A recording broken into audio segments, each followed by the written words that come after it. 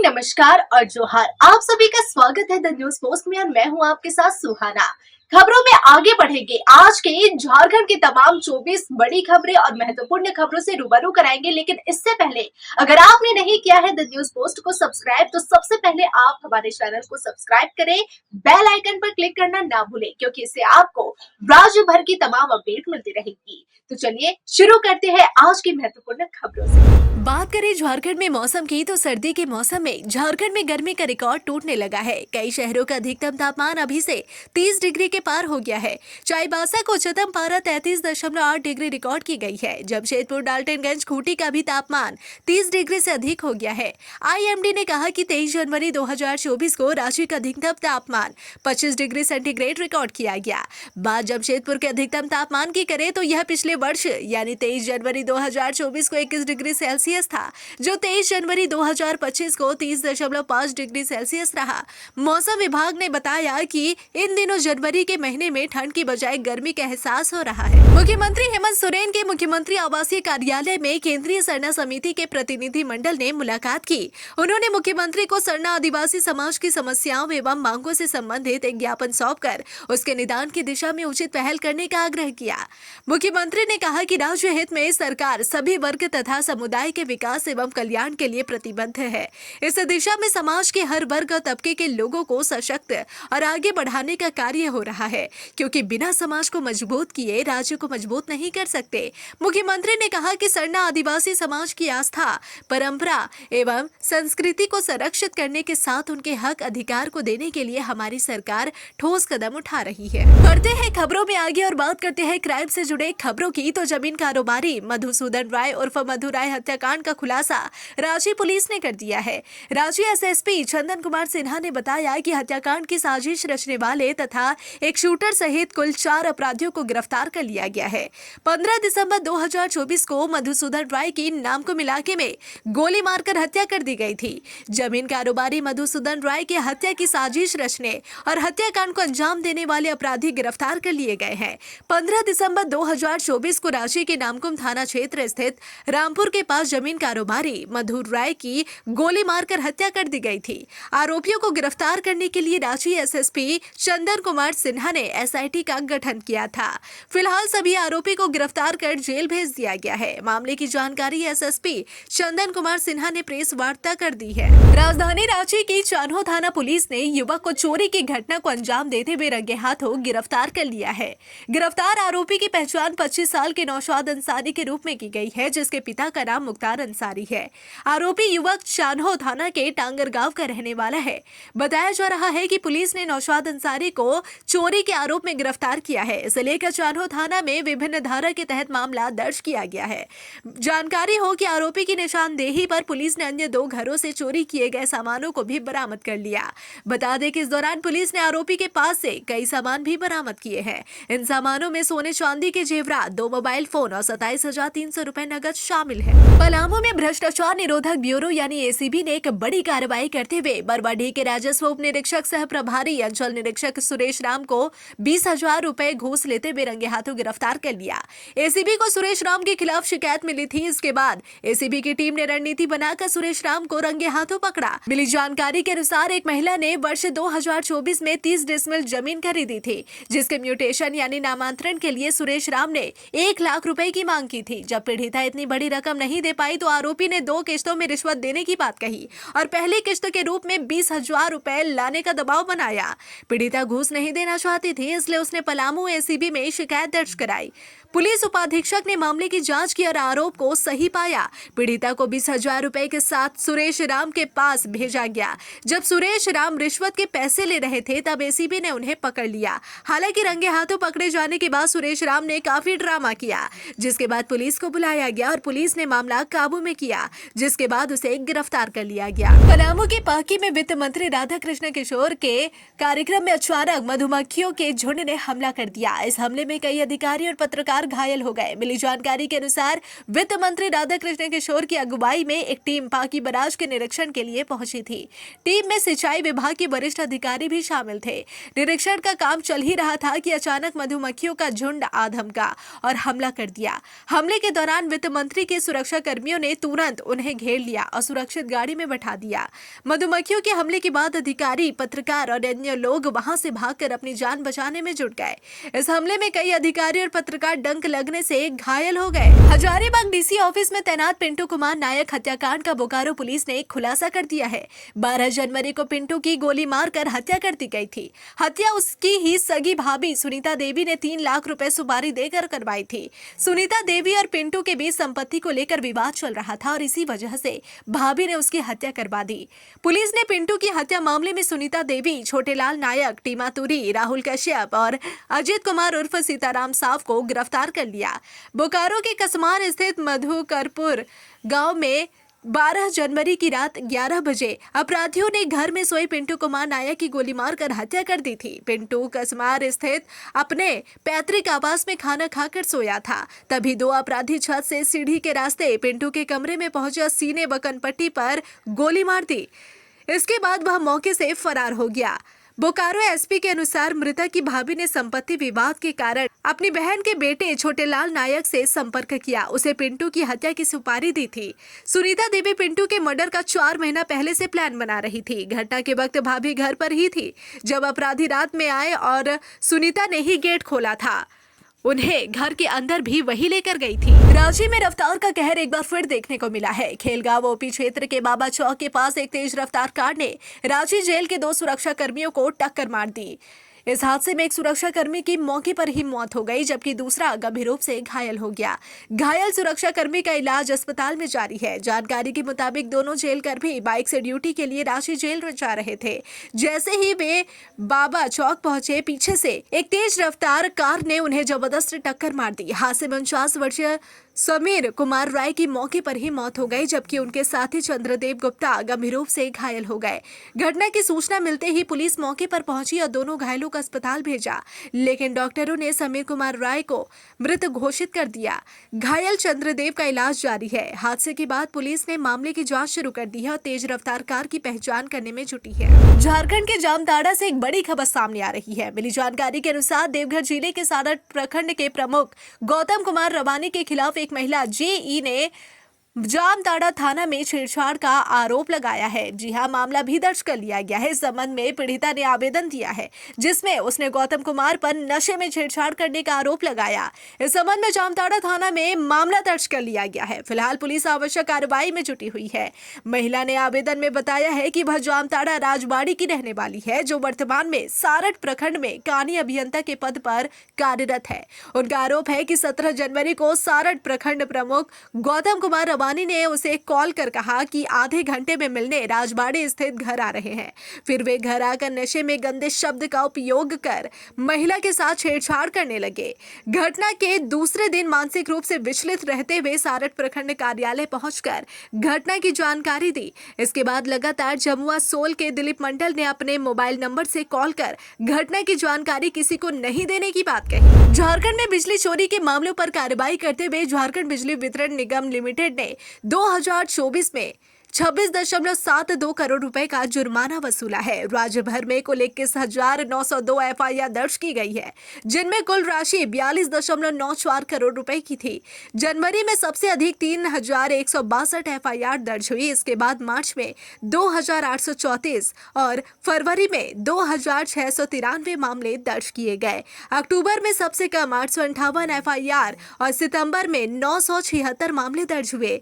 JBVNL ने बिजली चोरी पर अंकुश लगाने के लिए जनता से सहयोग मांगा है। संगठन ने नागरिकों से अवैध बिजली उपयोग की घटनाओं की रिपोर्ट करने की अपील की है, ताकि छापेमारी कर नुकसान की भरपाई की जा सके। जानकारी देने वाले नागरिक 9431135515 नंबर पर व्हाट्सएप या संदेश के माध्यम से APT के जनरल मैनेजर से संपर्क कर सकते हैं। सूचना देने वाले की पहचान गोपनीय रखी जाएगी।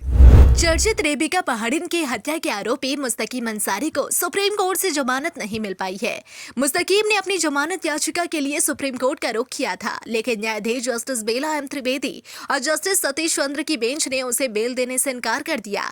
इससे पहले ट्रायल कोर्ट और हाई कोर्ट ने भी मुस्तकीम की जमानत याचिका खारिज कर दी थी। 2017 में रेबिका पहाड़िन की हत्या का मामला साहिबगंज के बोरिया थाना में दर्ज हुआ था, जो राज्य में चर्चा का विषय बन गया था। रेबिका का शव कई टुकड़ों में बरामद हुआ था, जिसने पूरे मामले को और भी सनसनीखेज बना दिया था। रेबिका पहाड़िन की हत्या के बाद से यह मामला मीडिया में लगातार सुर्खियों में रहा और अब तक आरोपी की जमानत याचिकाएं खारिज हो चुकी है। भारतीय क्रिकेट टीम के पूर्व कप्तान महेंद्र सिंह धोनी अपने दोस्तों के साथ अक्सर मस्ती करते हुए दिख जाते हैं।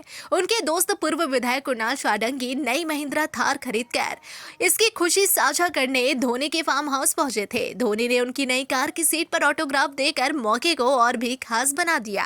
कुणाल ने इसकी तस्वीरें सोशल मीडिया पर साझा की तो यह वायरल हो गई। धोनी के इस अनोखे अंदाज पर महिंद्रा समूह के चेयरमैन आनंद महिंद्रा भी खुद को प्रतिक्रिया देने से नहीं रोक पाए। उन्होंने सोशल मीडिया प्लेटफॉर्म एक्स पर लिखा, एक कार अक्सर वह कैनवास होती है जिस पर हम दुनिया घूमने और जीवन को खोजने की अपनी आकांक्षाएं चित्रित करते हैं, और यह थार रॉक्स उस शख्स के हस्ताक्षर से सज गई जो आर्ट ऑफ लिविंग में निपुण है। गणतंत्र दिवस के अवसर पर मुरहाबादी मैदान में 7 आईपीएस समेत 44 पुलिस अफसरों और कर्मियों को सम्मानित किया जाएगा।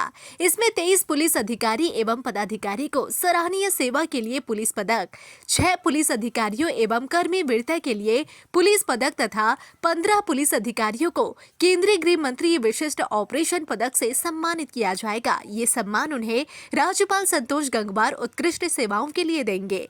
इस संबंध में डीजीपी कार्यालय से आदेश जारी कर दिया गया है और इसमें जो नाम शामिल है, आईपीएस प्रभात कुमार, आईपीएस एवी होमकर, सुरेंद्र कुमार सिंह, मनोरंजन कुमार सिंह, हेमंत कुमार बैठा, सिकंदर राय, जल्हा उराव, नाजिर हुसैन, जीतलाल नायक, रविंद्र कुमार सिंह, सचिन सुब्बा, राजू सिंह क्षेत्री, परवेश आलम, एतवा उराव, जीवन ज्योतिष तिर्के, संतोष कुमार, भीमलाल महतो, तारामणि टेटे, चक्रधर कुमार महतो, सिल्वेस्टर किरकेट्टा, कविता विवेक, राम बहादुर, अनिल कुमार दास। सीबीआई की टीम ने गुरुवार को इचाक थाना क्षेत्र के सिरसी गांव में छापेमारी की। यह छापेमारी सिरसी गांव में राजू कुशवाहा के घर पर हुई। मिली जानकारी के मुताबिक राजू के बेटे राहुल कुमार ने ऑनलाइन बैंक ट्रांजैक्शन किया था। इस मामले में सीबीआई ने छापेमारी की और उसके परिजनों से करीब 4-5 घंटे तक पूछताछ की। टीम कुछ महत्वपूर्ण दस्तावेजों भी अपने साथ लेकर पटना रवाना हो गई है। जानकारी के मुताबिक राहुल कुमार रांची में पढ़ाई करता है। इसके अलावा वो पार्ट टाइम जॉब भी करता है। उसने अपने खाते से पैसे निकलवाकर ट्रांजैक्शन किए थे। इसी मामले की जांच के लिए सीबीआई की टीम हजारीबाग पहुंची थी। हजारीबाग पहुंचने पर सीबीआई की टीम ने कोई जानकारी नहीं दी। सीबीआई की टीम सुबह करीब 8 बजे पहुंची थी और 1:40 पर घर में मौजूद लोगों से पूछताछ की और महत्वपूर्ण दस्तावेज अपने साथ ले गई। राजशीय नगर निगम ने संपत्ति कर, व्यापार लाइसेंस और जल कर के भुगतान सुनिश्चित करने के लिए आवासीय और व्यावसायिक प्रतिष्ठानों पर सघन निरीक्षण अभियान शुरू कर दिया है। आरएमसी ने वार्ड नंबर 15 के स्टेशन रोड क्षेत्र में कई प्रतिष्ठानों का निरीक्षण किया। निरीक्षण दल ने राजधानी के कई होटलों का दौरा किया, जिसमें से 4 होटलों ने 2016 से अब तक अपना 15 अंकों का होल्डिंग नंबर प्राप्त नहीं किया था, जबकि उन्हें आत्म मूल्यांकन के लिए पहले ही नोटिस जारी किए जा चुके थे। आरएमसी टीम ने इन संपत्तियों का माप लिया, दंडात्मक नोटिस जारी किए गए और बकाया भुगतान के लिए मांग पत्र बनाए। एक होटल में 2 मंजिलों को व्यावसायिक उपयोग में पाया गया, जबकि उन्हें आवासीय होल्डिंग के तहत पंजीकृत किया गया था। टीम ने संपत्ति का माप लिया और व्यावसायिक उपयोग को ध्यान में रखते हुए संशोधित मांग पत्र जारी किया। एक अन्य होटल जिसने अगस्त 2024 में अपना संचालन शुरू किया था, उसने संपत्ति कर का आत्म मूल्यांकन नहीं किया था। आरएमसी टीम ने वहां भी संपत्ति का माप लिया और कर अनुपालन के लिए मांग पत्र जारी किया। 25 जनवरी को रांची के आर्यभट्ट सभागार में राष्ट्रीय मतदाता दिवस के राज्य स्तरीय समारोह का आयोजन होगा। इस कार्यक्रम में मुख्य अतिथि के रूप में राज्यपाल संतोष गंगवार को सम्मिलित होने का आमंत्रण दिया गया है। इस दौरान लोकसभा चुनाव 2024 और झारखंड विधानसभा चुनाव 2024 में बेहतर प्रदर्शन करने वाले पदाधिकारियों और कर्मियों को राज्यपाल सम्मानित करेंगे। इसे लेकर गुरुवार को के रवि कुमार ने आर्यभट्ट सभागार में आयोजित होने वाले कार्यक्रम कार्यक्रम स्थल का निरीक्षण किया। कार्यक्रम के सफल संचालन के लिए व्यवस्था को दुरुस्त रखने के लिए के रवि कुमार ने पदाधिकारियों को निर्देश दिए। इसके साथ ही कुमार ने कहा कि कार्यक्रम में अन्य जिलों के उपायुक्त, पदाधिकारी और BLO भी शामिल होंगे। लातेहार जिले में देर रात एक भयानक सड़क हादसा हो गया, जिसमें 2 युवकों की मौत हो गई और 3 अन्य गंभीर रूप से घायल हो गए। यह हादसा महुआ डांड थाना क्षेत्र के रेंगाही गांव के सुग्गी मोड़ पर हुआ। दुर्घटना का कारण बोलेरो का अनियंत्रित होकर पेड़ से टकराना बताया जा रहा है।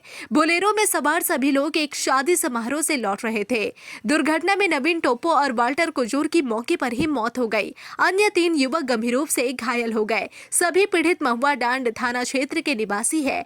घायलों को स्थानीय ग्रामीणों की मदद से महुआ डांड स्वास्थ्य केंद्र ले जाया गया, जहां डॉक्टर अमित खलखो ने प्राथमिक उपचार के बाद उन्हें रिम्स रेफर कर दिया। डुमरी विधायक जयराम महतो की पार्टी JLKM की महिला नेता रजनी कुमारी ने पार्टी के नेताओं पर गंभीर आरोप लगाए हैं। यह आरोप पार्टी के केंद्रीय प्रधान सचिव फरजान खान और सुनील मंडल पर लगे हैं।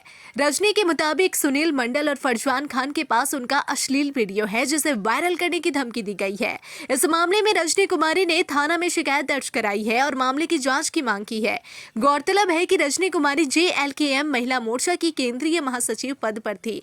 उन्होंने पुलिस में शिकायत दर्ज कराई है, जिसमें उन्होंने दावा किया है कि उनके खिलाफ अश्लील वीडियो वायरल करने की धमकी दी गई। इसे लेकर रजनी कुमारी का एक वीडियो सोशल मीडिया पर वायरल हो रहा है। इस घटना के बाद रजनी कुमारी ने पत्र जारी कर पार्टी से इस्तीफा दे दिया है। घाटशिला प्रखंड की कालचिती पंचायत के बासाडेरा जंगल में बाघ के मौजूद होने की आशंका से ग्रामीणों में दहशत का माहौल है। बाघ को अंतिम बार बासाडेरा पहाड़ों में देखा गया था, लेकिन अब तक वन विभाग या ग्रामीण उसे खुद देखने या कोई शिकार होने की घटना सामने नहीं आई है, जिससे उसका सटीक लोकेशन पता नहीं चल सका है। बासाडेरा और धारगिरी के जंगलों में बाघ की उपस्थिति की आशंका के चलते ग्रामीणों ने जंगल में लकड़ी लाने से परहेज कर दिया और गांव में भी सन्नाटा पसरा रहा। हालांकि बासाडेरा मिडिल स्कूल खुला रहा और बच्चों की उपस्थिति सामान्य रही। वन विभाग की टीम ने बासाडेरा, धारागिरी और बुरुडीह के जंगलों में बाघ की तलाश तेज कर दी है। बुधवार को 20 कैमरे जंगल में लगाए गए, खासकर पानी के स्रोतों के पास, ताकि बाघ की मूवमेंट ट्रैक की जा सके। बताया जा रहा है कि बाघ एक दिन में 40 से 50 किलोमीटर तक का सफर तय कर रहा है। प्रयागराज में मौनी अमावस्या और बसंत पंचमी के अवसर पर संगम में स्नान के लिए श्रद्धालुओं की भारी भीड़ उमड़ेगी। इसे ध्यान में रखते हुए रेलवे ने 28 जनवरी से 2 फरवरी तक कई ट्रेनों को रद्द कर दिया है, जबकि कुछ ट्रेनों के मार्ग बदल दिए गए हैं। रेलवे के अनुसार इस दौरान धनबाद होकर चलने वाली हावड़ा सियालदह राजधानी दुरंतो सहित 12 ट्रेनें रद्द रहेंगी। इनमें ये ट्रेनें हैं: नई दिल्ली सियालदह राजधानी एक्सप्रेस 12314 29 और 30 जनवरी,